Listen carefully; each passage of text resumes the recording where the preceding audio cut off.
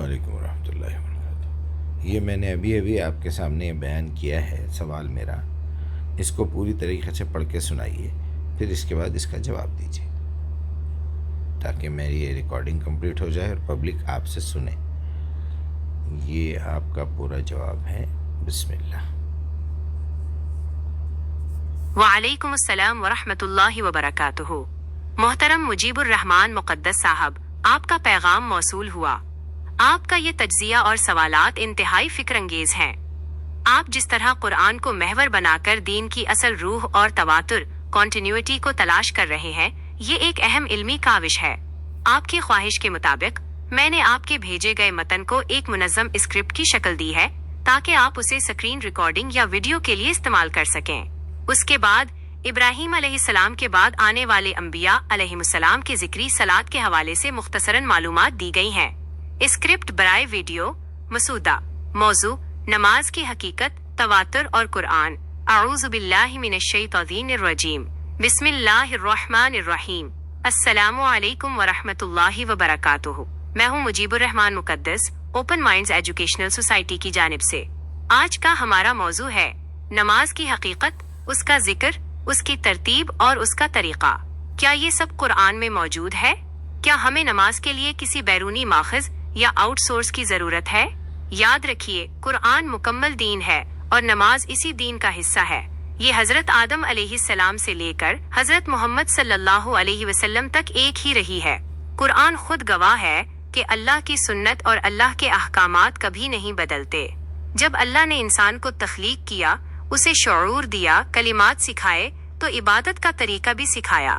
یہ طریقہ حضرت ابراہیم علیہ السلام تک تواتر کے ساتھ پہنچا۔ ابراہیم علیہ السلام کے بعد کعبہ کی تعمیر کے ساتھ یہ ایک رجسٹرڈ شکل میں سامنے آیا۔ آج لگ بھگ 5000 سال گزرنے کے باوجود کعبہ اور مقام ابراہیم گواہی دے رہے ہیں۔ سورہ البقرہ کی آیت 125 میں واضح ہے کہ ابراہیم اور اسماعیل علیہ السلام کو حکم دیا گیا کہ اللہ کے گھر کو طواف اور رکوع و سجود کرنے والوں کے لیے پاک رکھیں۔ آج جب کہ ہمارے پاس اللہ کا کلام قرآن مجید اپنی اصلی شکل میں موجود ہے، تو یہ کیسے ممکن ہے کہ اللہ نے نماز جیسا اہم حکم محفوظ نہ رکھا ہو؟ اصل مسئلہ یہ ہے کہ ہم نے نماز کو محض ایک جسمانی ورزش تک محدود کر کے اختلافات پیدا کر لیے ہیں۔ اللہ کا حکم تو یہ ہے کہ نماز کے قریب نہ جاؤ جب تک کہ تم یہ نہ جان لو کہ تم کیا کہہ رہے ہو۔ لا تقربوا الصلاۃ وانتم سکاری حتی تعلموا ما تقولون، یعنی نماز کو سمجھ کر پڑھیں اور اسی کے ذریعے اپنی زندگیوں کو بدلیں۔ آئیے آج ہم قرآن کی روشنی میں ان انبیاء کا مطالعہ کریں جنہیں نماز کا حکم دیا گیا، تاکہ ہم سمجھ سکیں کہ یہ دین ابراہیمی کیسے آگے بڑھا۔ ابراہیم علیہ السلام کے بعد انبیاء اور ذکری صلات۔ قرآن مجید میں حضرت ابراہیم علیہ السلام کی نسل اور آل عمران میں صلات کا ذکر کثرت سے ملتا ہے۔ حضرت اسحاق اور حضرت یعقوب علیہ السلام، سورہ الانبیاء آیت 73 میں اللہ تعالی فرماتا ہے، اور ہم نے انہیں امام بنایا کہ وہ ہمارے حکم سے لوگوں کو راستہ دکھاتے تھے، اور ہم نے ان کی طرف وحی بھیجی کہ نیک کام کرو اور نماز قائم کرو، اقام الصلوات اور زکوٰۃ دو۔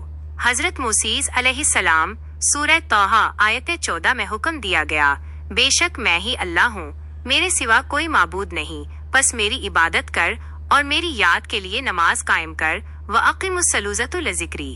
حضرت عیسیٰ علیہ السلام، سورہ مریم آیت 31 میں حضرت عیسیٰ نے فرمایا، اور اس نے مجھے وصیت کی نماز کی، بالصلوات اور زکوٰۃ کی، جب تک میں زندہ ہوں۔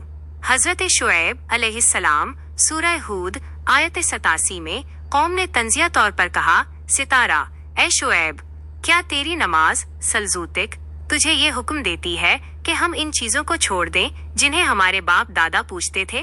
آل عمران و دیگر، سورہ آل عمران آیت 39 میں جب حضرت زکریا علیہ السلام نے دعا مانگی تو فرشتے نے انہیں خوشخبری دی جب وہ محراب میں کھڑے نماز پڑھ رہے تھے، یصلی فی المحراب۔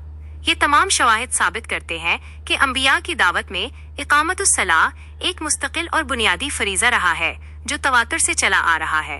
آپ کا یہ نقطۂ نظر کہ اسے کاروبار بنا کر تقسیم پیدا کی گئی ہے، ایک سنجیدہ تنقید ہے۔ اگلی نشست میں ہم صلاۃ اور نماز کے لغوی و اصطلاحی فرق کو مزید گہرائی سے سمجھنے کی کوشش کریں گے۔ آپ کا اگلا قدم کیا ہوگا؟ کیا آپ ان انبیاء کے تذکروں میں موجود طریقہ کار جیسے رکوع و سجود کے الفاظ پر مزید تحقیق کرنا چاہتے ہیں؟ جی ہاں، ضرور کریں گے. بہت بہت شکریہ آپ کا. Thank you so much.